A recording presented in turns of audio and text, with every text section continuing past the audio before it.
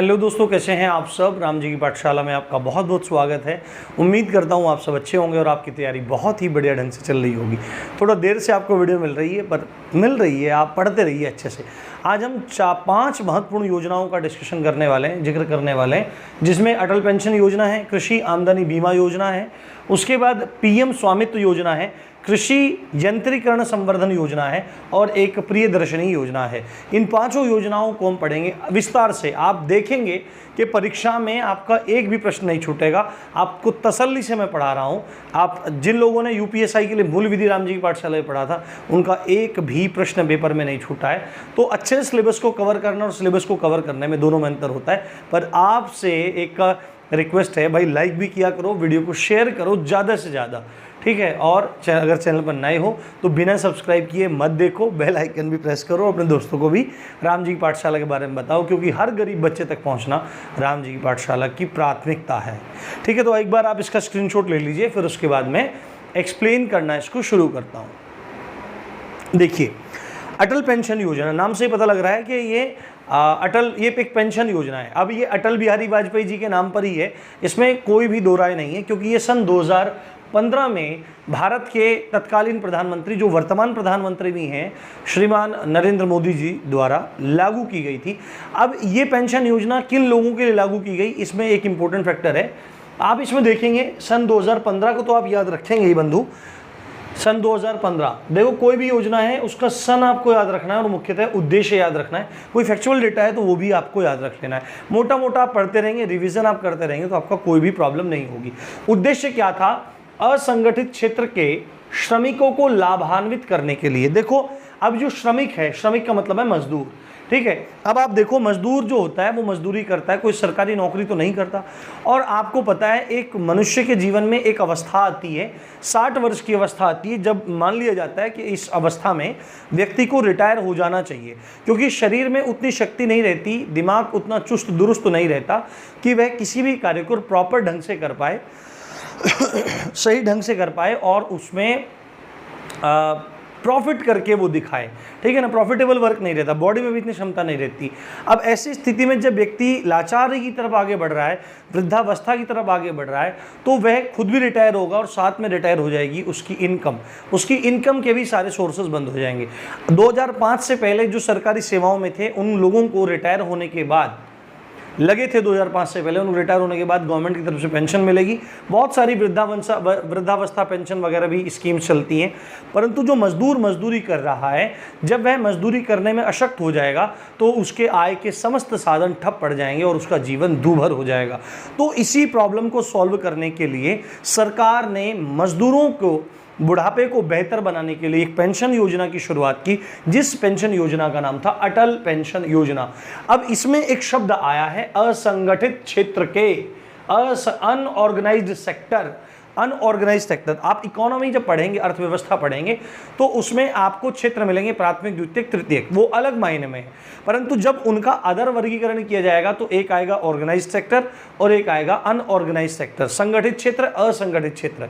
अब आप इनकी मोटी मोटी परिभाषा समझ लीजिए। संगठित क्षेत्र वो क्षेत्र होते हैं, वो काम धंधे, वो व्यवसाय, वो उद्योग, वो बिजनेस होते हैं जो सरकार के द्वारा रजिस्टर्ड होते हैं, यानी कि सरकार के पास उनका पूरा ब्यौरा होता है। वो इंडस्ट्रीज, वो सब हैं, मतलब आप समझ रहे हो, पंजीकृत होते हैं सरकार के अंतर्गत, वो प्रॉपर टैक्स भी पे करते हैं, सब काम करते हैं और सरकार के द्वारा बनाए गए नियम, कायदे, कानूनों को मानकर उसके दायरे में चलने वाला जो क्षेत्र है वो ऑर्गेनाइज्ड सेक्टर होता है।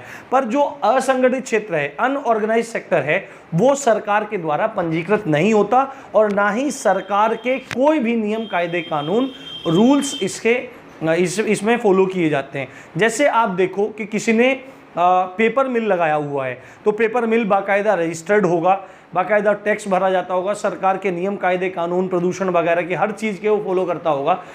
तो ये ऑर्गेनाइज सेक्टर है, संगठित क्षेत्र का एक व्यवसाय है।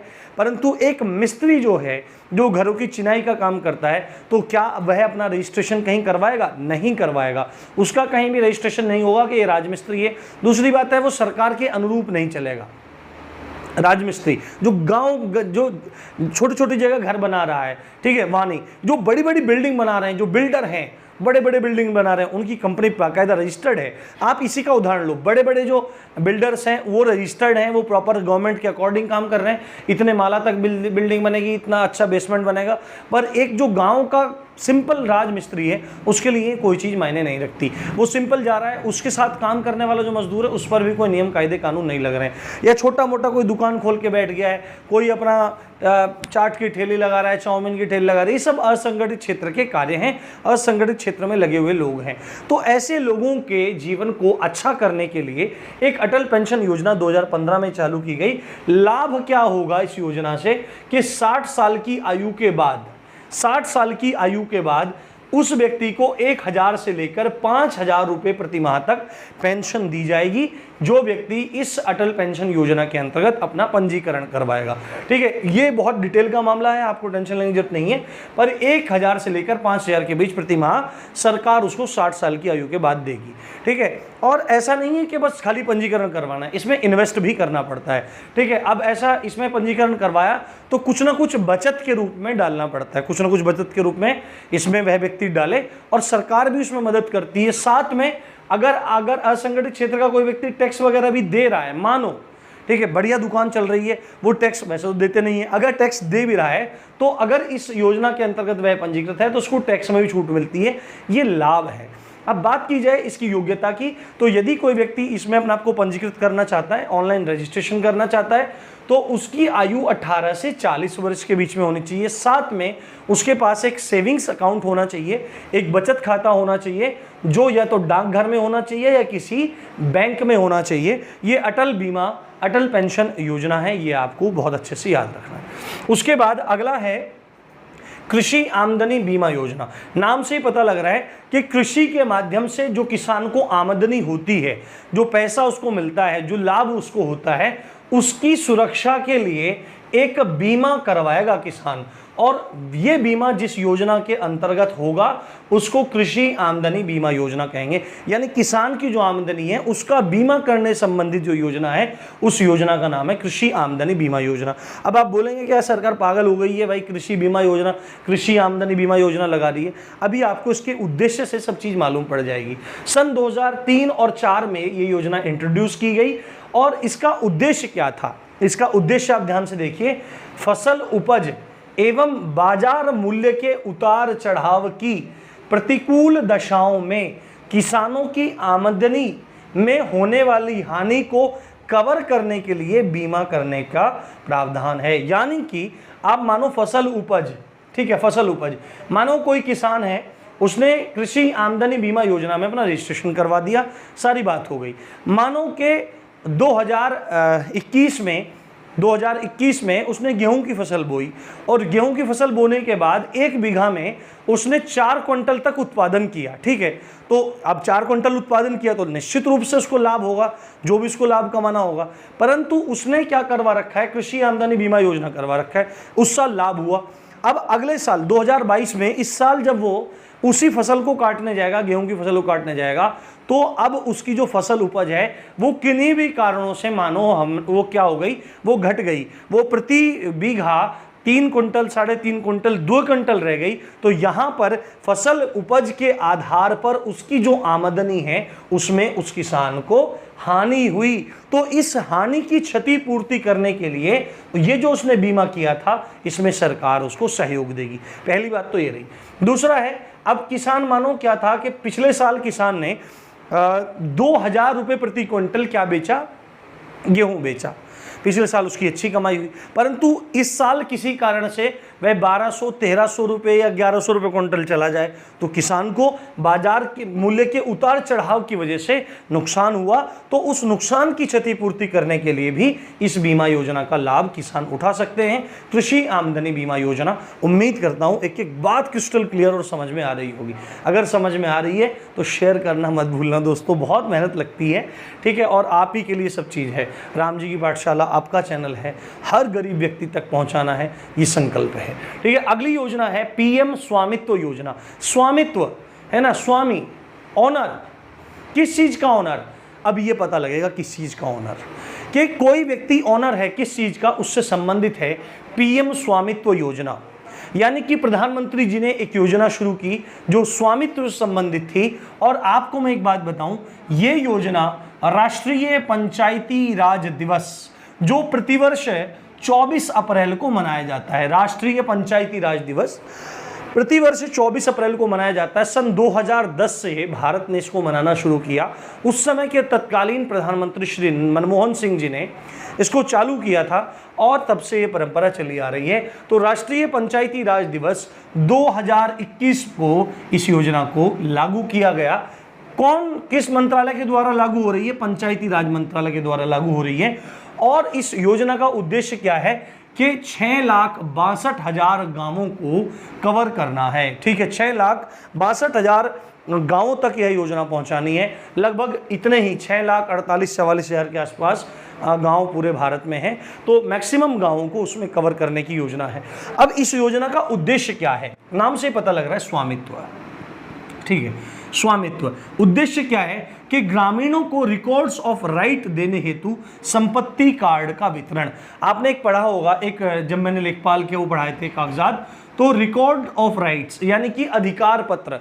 अधिकार पत्र सीधे सीधे ये है कि किस व्यक्ति के पास किस जमीन का मालिकाना हक है, कौन व्यक्ति कितनी जमीन का स्वामी है, ये ब्यौरा जहां पर लिखा गया है वो रिकॉर्ड ऑफ राइट्स है। और इस रिकॉर्ड ऑफ राइट्स को प्रति व्यक्ति को ऑनलाइन प्रदान करने के लिए, भाई ऑनलाइन कोई भी व्यक्ति देख ले कि भाई किसको कहां कहां तक मिला हुआ है, ऑनलाइन इसको देख ले, तो इस योजना के तहत संपत्ति कार्ड बांटने की ये योजना है कि हर व्यक्ति को पता हो कि मेरा संपत्ति कार्ड ये है और ये मेरा अधिकार पत्र है। इस अधिकार पत्र के आधार पर मेरी इतनी इतनी संपत्ति इस गांव में है। इसके माध्यम से एक अच्छा काम क्या होगा कि गांव में जो जमीनी विवाद हैं वो सुलझ जाएंगे और गांव की जो स्थिति है उसमें सुधार आएगा। तो ये है पीएम स्वामित्व योजना।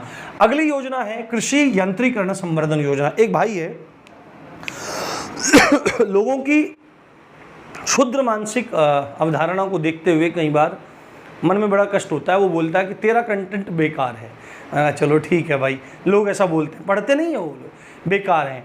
तो बहुत, अब दूसरा पॉइंट है, तू बहुत ज़्यादा टाइम कंज्यूम करता है, तू बहुत ज़्यादा बातें करता है। उस भाई को यही नहीं पता है कि मैं सांस तक नहीं लेता कंटेंट पढ़ाते हुए, और आप इस चीज़ को महसूस भी करते होंगे।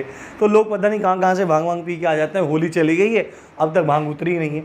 तो कृषि यंत्रीकरण संवर्धन योजना, यंत्रीकरण यानी कि कृषि के क्षेत्र में मॉडर्नाइज किया जाए, मैकेनाइज किया जाए। यंत्र, पहले जो किसान है हल के माध्यम से काम कर रहा है और हाथों से ही क्या कर रहा है, कुएं से पानी निकाल रहा है, बैलों के माध्यम से डाल रहा है, ठीक है, बुआई ठीक से नहीं कर रहा है, कटाई हाथों से कर रहा है, ऐसे ही मतलब मैनुअली सब काम हो रहे हैं। बट अगर उत्पादन को बढ़ाना है, क्षमता को बढ़ाना है, ज़्यादा लाभ लेना है, तो यंत्रीकरण कृषि को करना ही होगा।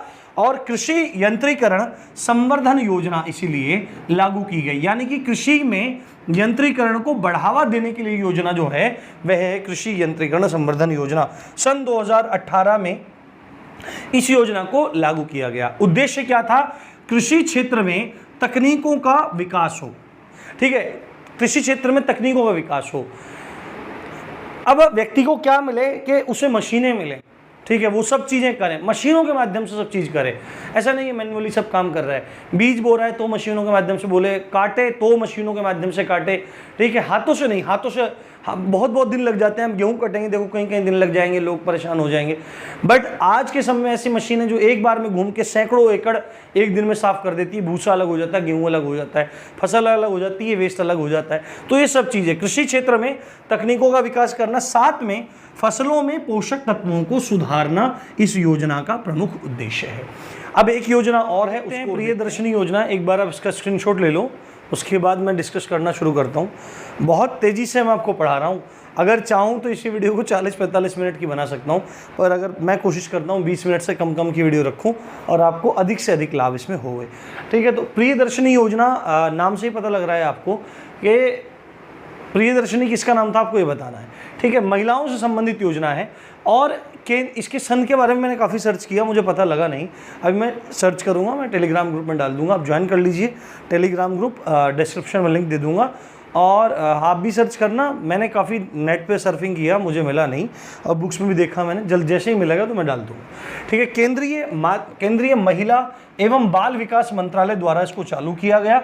और मुख्य उद्देश्य मतलब क्या था, ये एक कार्यक्रम था कि जो गंगा के मैदानी इलाके हैं, गंगा के जो प्लेन्स हैं, जो गंजीस प्लेन्स हैं, गंगा के जो प्लेन्स हैं, उन इलाकों में जो महिलाएं हैं, जो बहुत मतलब गरीबी स्थिति में जी रही हैं, बहुत बुरे हालातों में जी रही हैं, उन महिलाओं का सशक्तिकरण करना और उनकी आजीविका में वृद्धि हेतु ये एक कार्यक्रम था। यानी कि गंगा के जो मैदानी इलाके हैं उनमें जो महिलाएं रह रही हैं, उनमें जो औरतें कहना ठीक नहीं है, उनमें जो महिलाएं रह रही हैं, उन महिलाओं का सशक्तिकरण करना और उनकी आजीविका में वृद्धि करना।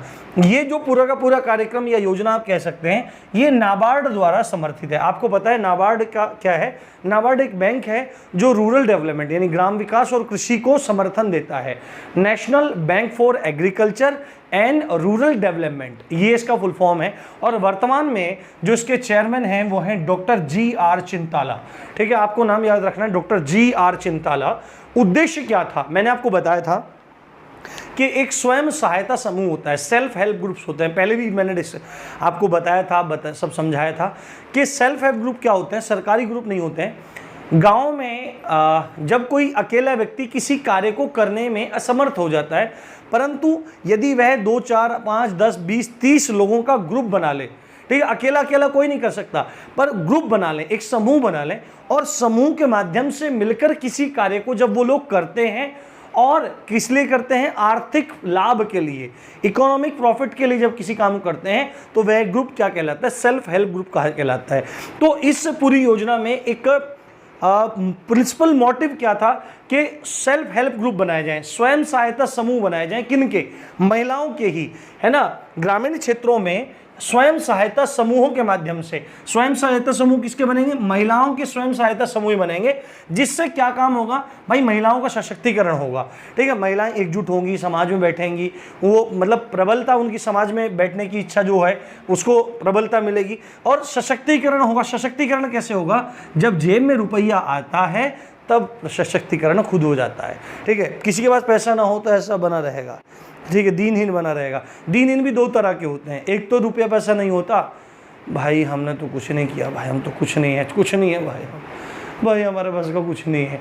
और एक हीन होते हैं संत। संतों में अलग ही दीनता होती है। संत, भारत में संत वेश के प्रति जो षड्यंत्र हो रहा है उसको मैं मतलब बता नहीं सकता हूँ, एक्सप्लेन नहीं कर सकता हूँ। भारत की जड़ पर वार किया जा रहा है संत वेश को परिवार करके। लोग क्या काम करते हैं? जब भी कहीं पे कोई व्यक्ति काम करता है, उल्टा सीधा करता है, तो लिखते हैं कि इस जगह संत ने किया ये कार्य। संत तो ये कार्य कर ही नहीं सकता। संत की परिभाषा भी मैं आपको कभी ना कभी बताऊंगा। दूसरा चैनल जब हम बनाएंगे जरूर, और सब उसमें आपको सब में एक फैक्ट बताऊंगा, समझाऊंगा, आपकी आंखें खुल जाएंगी। आप अपने माता पिताजी को भी दिखाना, आप अपने भाइयों को भी दिखाना, बहनों को भी दिखाना, बच्चों को दिखाना, रिश्तेदारों को दिखाना। आपको पता लगेगा कि वास्तविकता में भारतीय संस्कृति क्या है और क्या है संत है। अखबार वालों को लिखना चाहिए कि संत वेशधारी व्यक्ति ने किया ये कार्य। ठीक है, संत ने नहीं, संत वेशधारी ने। तो आजीविका है ना, ये बात है। तो रुपया पैसा मिल जाता तो मूछे तन जाती है, मूछे हो ऐसे हुंकार दे के बोलता है रुपया पैसा जब आ जाता है। तो आजीविका में जब वृद्धि हो जाएगी तो सशक्तिकरण भी खुद हो जाएगा और आजीविका में वृद्धि हो जाएगी। तो ग्रामीण क्षेत्रों में स्वयं सहायता समूह के माध्यम से महिलाओं का सशक्तिकरण करना और आजीविका में वृद्धि करना, ये प्रमुख उद्देश्य थे प्रियदर्शनी योजना के। हम इसी तरह से पढ़ते रहेंगे। तो आपको उम्मीद करता हूँ सब चीज़ें समझ में आई होंगी। इसी अच्छी बात के साथ आप देख रहे थे राम जी की पाठशाला। मैं हूँ राम भारद्वाज। जय हिंद, जय भारत।